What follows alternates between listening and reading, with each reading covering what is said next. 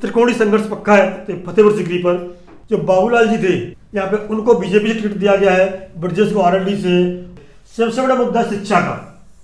नमस्कार, राजवीर सिंह सोलंकी विकासशील भारत के लिए एक बार पुनः ऐतिहासिक विधानसभा, बहुत ही ऐतिहासिक महत्वपूर्ण विधानसभा फतेहपुर सीकरी, जानी पहचानी 91 फतेहपुर सीकरी विधानसभा के विश्लेषण लेके, गणना लेके आपके सामने उपस्थित हुए हैं।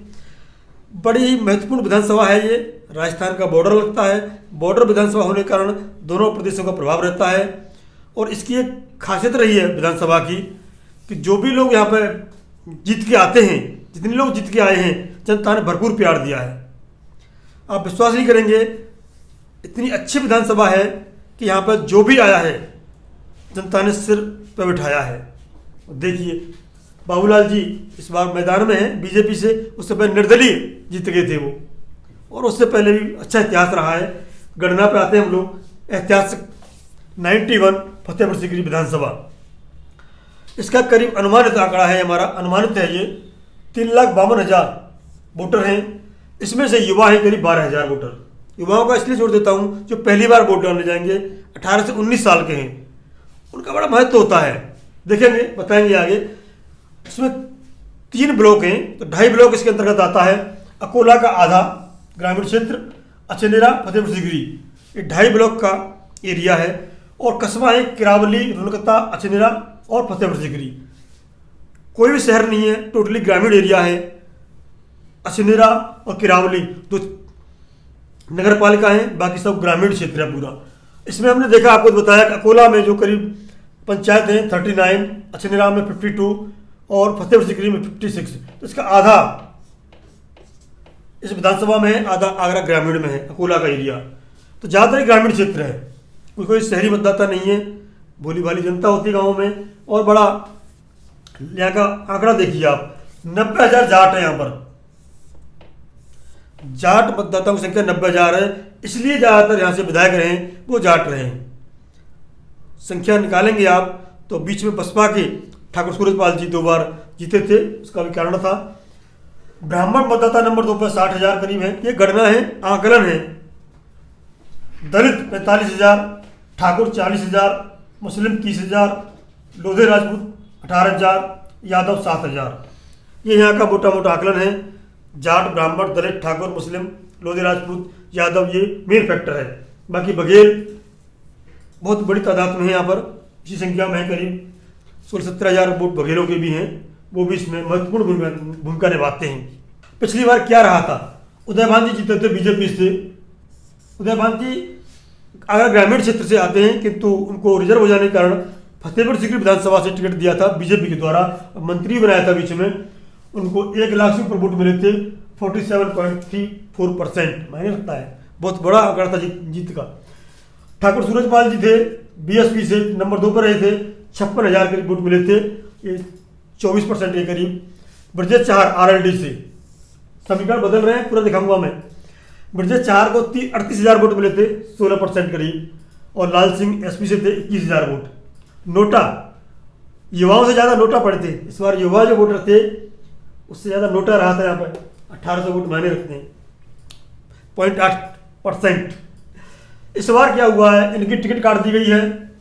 जो बाबूलाल जी थे यहाँ पे उनको बीजेपी से टिकट दिया गया है, ब्रजेश को आरएलडी से। सपा प्लस आरएलडी एक तरफ है, और उदयभान जी का वोट था, इस समय बाबूलाल जी को दिया गया है।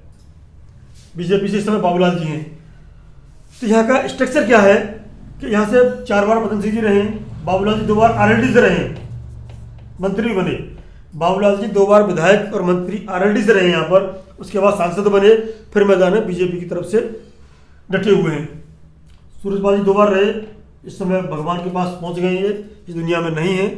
टक्कर होती है इस समय पे बीजेपी से Babulal ji, RLD plus Sapa, Brajesh Chahar, BSP, लाल सिंह जी, लोधे राजपूत हैं वो, और कांग्रेस से एक महिला को टिकट दी गई है। तो त्रिकोणीय संघर्ष तो पक्का है, चतुष्कोणीय हो जाए तो अलग बात है, क्योंकि बाबूलाल जी का जो वोट है बीजेपी का, खुद देखिए आप, 1 लाख वोट मिले थे। और जो लोकसभा में जीते थे तब भी उनको अच्छी खासी बढ़त मिली थी। फतेहपुर सीकरी से 2014 में सांसद रहे फतेहपुर सीकरी लोकसभा से, और 2 बार रहे बाबूलाल जी विधायक आरएलडी से फतेहपुर सीकरी से। मदन सिंह जी 4 बार रहे थे और बड़ी लहर थी, चौधरी चरण सिंह के टाइम से विधायक रहे, वो अभी भी हैं। यहाँ पर कस्बा मतदाता है मात्र 1 लाख, कस्बाई 1,12,000, ग्रामीण मतदाता है 2,40,000। तो ग्रामीण क्षेत्र का मतदाता है, उनकी समस्याएं भी हैं। वोट डालने से पहले कई बातों सोचेंगे वो। अब एक सर्वे हुआ था, मैं सर्वे के बारे में बता दूं, तो उसमें यह आया था कि मुस्लिम वोट कहाँ जाएगा, ब्राह्मण वोट कहाँ जाएगा, जाट वोट कहाँ जाएगा, और बाकी वोट तो देखिए पता ही होता है कहाँ जाएंगे। तो मुस्लिमों का करीब करीब आंकड़ा आया था 70% एक तरफ जाएंगे, बाकी बटेंगे। जाट वोटों का आंकड़ा आया था करीब करीब 60 और 40 का आया था। कितने होते हैं? 60 जाएंगे बीजेपी की तरफ, आगरा की बात कर रहा हूँ मैं, 40 जाएंगे आरएलडी की तरफ। ये करीब करीब आंकड़ा बताया गया था। और दलित बसपा में जाएंगे, लोधी राजपूत बटेंगे, क्योंकि बीजेपी के परंपरागत वोट रहे, इस समय बीएसपी से टिकट लेके आए हैं, तो उनकी तरफ भी विभाजन होगा। क्योंकि बाबूलाल जी का अपना बैकग्राउंड है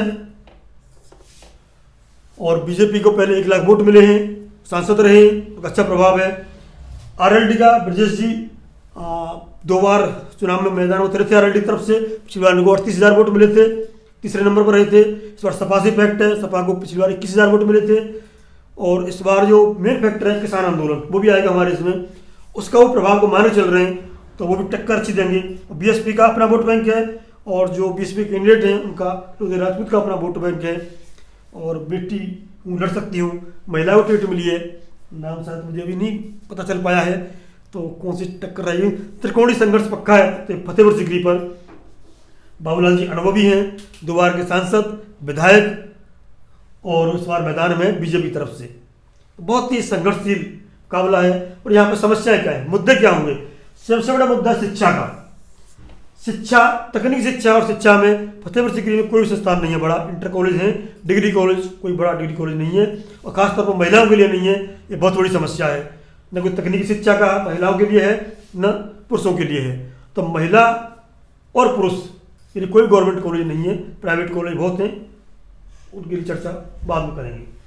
राजस्थान से बॉर्डर लगा हुआ है, इसका प्रभाव रहता है। पेयजल संकट बहुत बड़ी बात है, ज़्यादातर खारा पानी है, और उसके लिए बड़ी समस्या आती है। इसमें देखना होगा कि पेयजल की पूरी बेल्ट है जो खारे पानी से प्रभावित है। और जो पहले नहरों पानी आता था सिंचाई के लिए पानी, वो भी नहीं आता है, बहुत ही गंदा पानी आता है। यमुना जी का पानी है, पता ही कैसा आता है, यमुना जी पानी कैसा है, प्रदूषण कितना है, सबको पता है, पहले मैंने दिखाया था मथुरा की वीडियो में। तो वो जो पेयजल की समस्या है, चाहे वो पेयजल हो या सिंचाई का जल हो, दोनों समस्या है। गंदगी है, सफाई बहुत कम है, लिंक रोड भी बहुत अच्छे नहीं है, बेरोजगारी है। और बुनकरों की फतेहपुर सीकरी, प्रॉपर फतेहपुर सीकरी में बुनकर जो दरी वगैरह बनाते हैं, बाहर तक जाते हैं, उनकी बहुत बड़ी समस्या है। एक वीडियो बनाई थी उन्होंने, मैं गया था वहाँ पे, बड़ा दर्द भरी कहानी सुनाई थी उन्होंने। तो ये बहुत बड़ी समस्या है। बाद में तो पता ही है जो कॉमन समस्या सबके साथ होती है ही।